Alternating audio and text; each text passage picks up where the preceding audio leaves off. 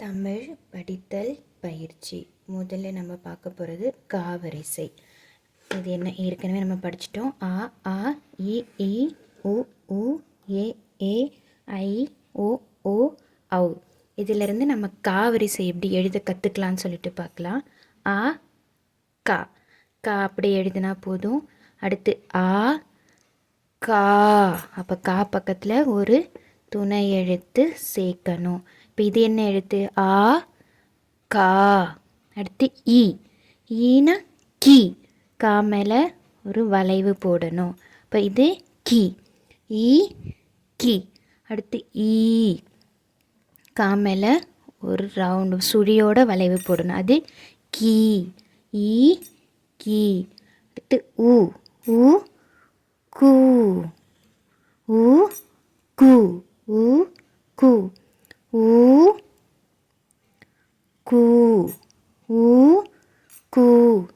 ஆ கா, ஆ கா, துணை எழுத்து சேர்த்தா கா. இ கி, இ கி, இ கி, இ கி.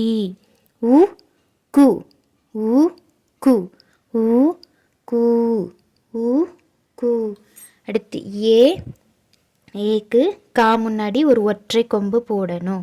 ஏ கே, ஏ கே, ஏ கே. ஏ இரட்டை கொம்பு போட்டோம்னா கே, ஏ கே, ஏ கே. ஐ கை, இரண்டு சுழி போட்டு வளைச்சி வரணும். ஐ கை, ஐ கை. ஓ கோ, ஒற்றை கொம்பு ஒரு துணை எழுத்து. ஓ கோ, ஓ கோ, ஓ. அப்போ ரெட்டை கொம்பு ஒரு துணை எழுத்து. ஓ கோ, ஓ கோ.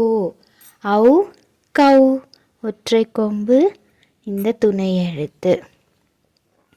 ஔ கௌ, ஔ கௌ. மறுபடியும் ஒரு முறை சொல்லலாம். ஆ கா, ஆ கா. ஈ கி, ஈ கி, ஈ கி, ஈ கி. ஊ கு, ஊ கு, ஊ கு, ஊ கு.